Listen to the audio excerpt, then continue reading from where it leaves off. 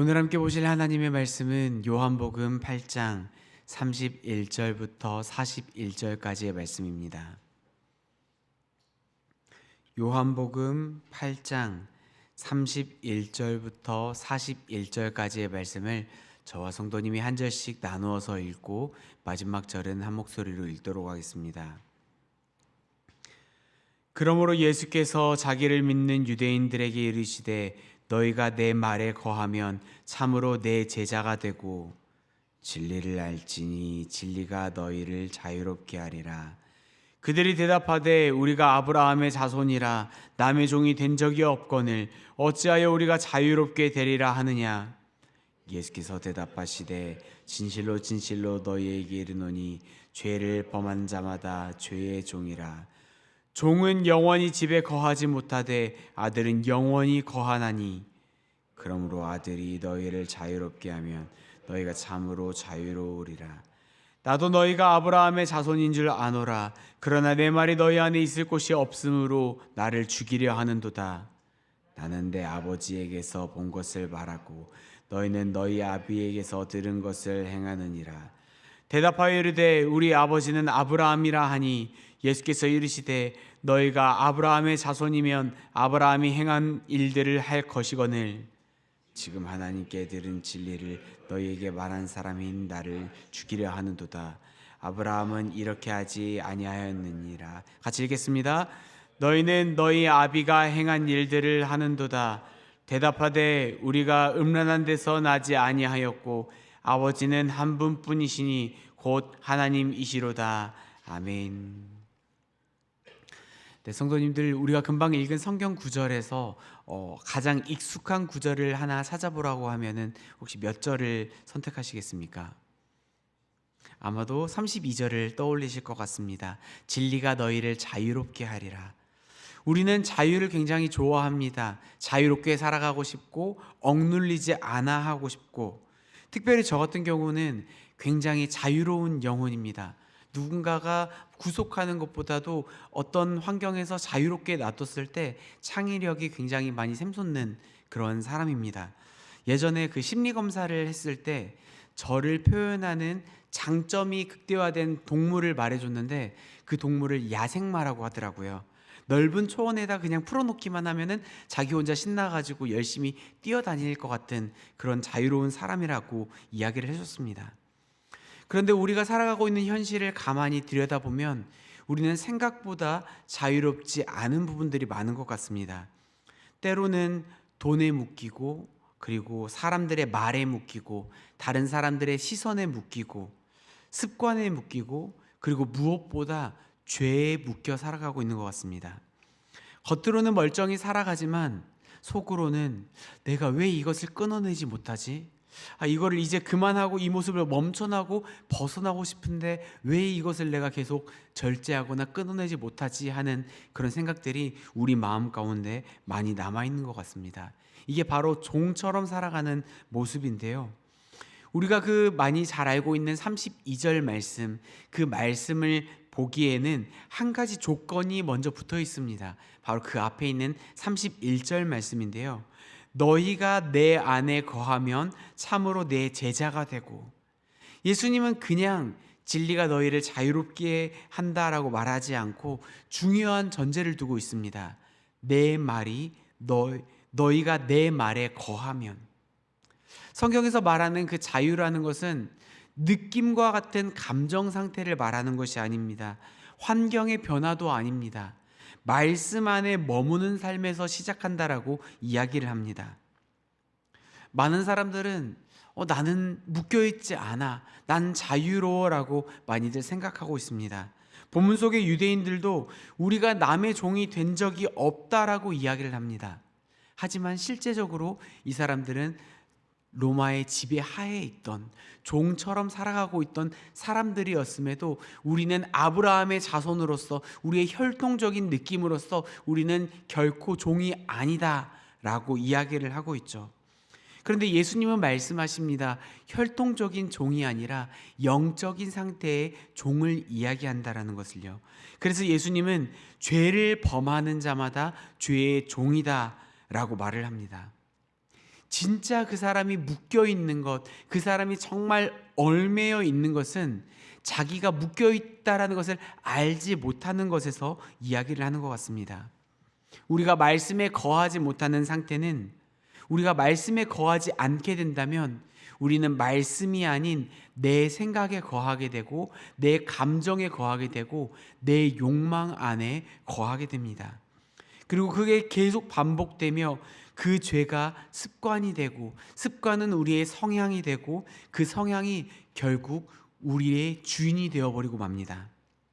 처음에 우리가 죄를 저지를 때에는 죄는 처음엔 선택인 것 같습니다. 내가 죄를 저지를까 말까 하는 선택에서 마음이 그쪽으로 가게 되어서 처음 선택했다라고 생각할 수 있지만, 그게 반복되다 보면은 결국 죄가 우리를 지배하게 됩니다. 마음만 먹으면 내가 이것을 멈출 수 있어. 사람들은 자기의 의지를 과신하고 굉장히 자신하지만, 실제로 우리가 연초에 생각했던 결심과 그런 결단들, 성경을 읽는다거나 아니면 올해는 어떤 것들을 끊어내겠다 다짐하더라도 연말 됐을 때 되돌아보면은 항상 반복되는 것을 알다시피 실제로 우리가 원하는 대로 끊어내는 게 쉽지 않다라는 것을 너무 잘 아시겠죠? 이게 바로 종의 상태입니다. 죄에 묶여 있어서 우리가 벗어나지 못하는 계속 반복되는 상태 가운데 머물게 되는 것입니다. 그런데 우리가 그 죄 가운데 묶여 있다라는 것을 인식하고 인지하고 인정하는 그 순간 우리는 그때부터 자유의 길을 열게 됩니다. 자유는 나는 괜찮다라는 데서 시작하는 것이 아니라 나는 묶여 있습니다. 나는 죄인입니다. 나는 하나님이 필요합니다. 라고 고백할 때 시작하게 됩니다. 예전에 제가 어렸을 때 웹툰, 인터넷에서 나오는 만화를 보면서 굉장히 인상 깊게 봤던 글귀가 하나 있습니다. 다이어트 관련된 만화였는데요. 다이어트를 도와주는 코치, PT 선생님이 그 학생을 향해서 하는 이야기였어요. 제가 한번 읽어드리겠습니다. 난 틀렸어, 할 수 없어, 끝이야 보다 더 위험한 말이 있지. 난 마음만 먹으면 뺄 수 있어. 많이 뺀 사람들이 다시 요요를 맞는 이유는 바로 그거야. 처음엔 한두 번, 그러다 과식에 차차 무뎌지지. 신앙생활도 굉장히 비슷한 것 같습니다. 제가 이걸 보고 너무 꽂혀가지고 이건 기록해야 된다라고 메모에다가 남겨놓고 오늘 이 말씀이 생각나가지고 찾아봐가지고 가져온 거였는데요. 다이어트는 의지의 문제가 아니라 생활 패턴의 문제인 것처럼 신앙도 한 번의 결단이 아니라 반복되는 거함의 문제인 것 같습니다. 우리가 말씀 안에 거하지 않고 있으면 다이어트 했다가 다시 요요가 세게 오는 것처럼 영적인 요요가 우리에게 찾아오게 됩니다. 우리가 그 말씀 안에 거하는 것은 자유를 얻어내고 자유를 만들어내기 위함이 아니라 이미 우리를 자유하게 하신 그 주님께 나아가기 위함입니다. 우리 36절 말씀을 한번 같이 읽어볼까요? 36절 말씀 읽겠습니다. 그러므로 아들이 너희를 자유롭게 하면 너희가 참으로 자유로우리라. 아멘. 세상은 우리에게 말합니다. 스스로 강해져라. 너의 마음을 다해 너의 의지로 끊어라. 네가 너의 주인이 되어라. 하지만 예수님은 이렇게 말하십니다. 아들이 자유롭게 하면. 자유라는 것은 자기 개발의 결과가 아닙니다. 관계의 결과입니다. 아들이신 예수 그리스도 안에 우리가 그 관계 안에 들어가게 되면 우리는 종의 자리에서 아들의 자리로 옮겨지게 됩니다. 우리는 쫓겨날까 두려워하며 전전긍긍하며 살아가는 종의 모습이 아니라 아버지의 집에 영원히 거할 수 있는 자녀입니다. 이 신분을 우리가 분명히 붙들고 있을 때 다른 사람과의 비교에서 자유로워지고 두려움에서 자유로워지며 사람들의 시선으로부터도 자유로워질 것입니다. 진짜 자유라는 것은 환경이 바뀌는 것이 아니라 우리의 신분이 회복되는 것입니다. 우리를 얽매고 있는 많은 것들 중에 죄책감이 있는데요. 반복되는 죄, 내가 이렇게 하면 하나님께서 나를 떠나지는 않으실까? 갑자기 내 환경 가운데, 내 상황 가운데 생각하지 못했던 큰 어려움이 찾아오게 되었을 때 내가 신앙생활을 제대로 하지 못해서 하나님이 벌 주신 건 아닐까? 라는 생각들, 이런 것들이 우리의 자유함이 아니라 종의 죄책감, 불안함, 걱정으로 살아갈 때가 너무나 많습니다. 하지만 우리는 분명히 기억해야 됩니다. 예수님께서 우리를 자유하게 하시면, 우리가 예수님 안에 들어가 살게 된다면 우리는 하나님의 양자로서, 하나님께서 원래는 우리가 아들이 아니었지만 아들로 삼아주심으로써 종이 아닌 아들의 신분을 회복하게 되어 결코 떠나지도 않으시고 절대로 우리를 버리지 않으시고 끝까지 우리 편이 되어주시는 하나님 안에서 참 자유를 누릴 수 있다는 것, 그것을 꼭 기억하셨으면 좋겠습니다. 오늘 하루를 이제 시작하는 시간, 하나님께 우리가 이렇게 기도했으면 좋겠습니다. 주님, 오늘도 우리가 말씀 가운데 거하게 하여 주시옵소서. 그리고 우리의 삶의 영역 가운데 계속해서 반복적으로 넘어지는 그런 부분들이 있다면 내 죄를, 내 문제를 하나님 앞에 솔직하게 말씀드리며 지금 당장 주님 앞에 엎드리기를 바랍니다. 누군가의 말이, 누군가의 시선이 나를 위축하게 만들고 다른 사람 시선이 나를 초라하게 만든다면 이렇게 속으로 고백했으면 좋겠습니다. 나는 종이 아니라 하나님의 자녀다. 예수님은 우리를 자유롭게 하셨습니다. 우리를 억누르고 있는 많은 문제를 숨기지 않고 예수님 앞에 가지고 나가며 주님이 주시는 진짜 자유를 온전하게 누리시는 모든 성도님들 되시기를 이 말씀을 준비해 주신 예수님의 이름으로 축복합니다. 같이 기도하도록 하겠습니다.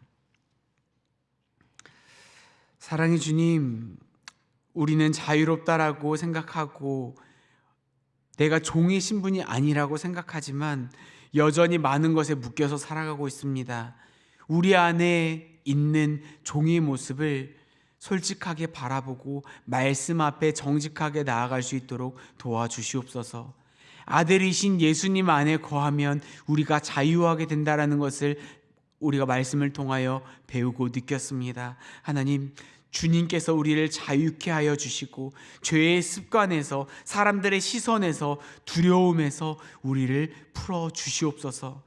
오늘도 말씀 안에 거하는 삶을 살게 하시고 자녀된 담대함으로 세상을 시작해 나아갈 수 있도록 도와주시옵소서.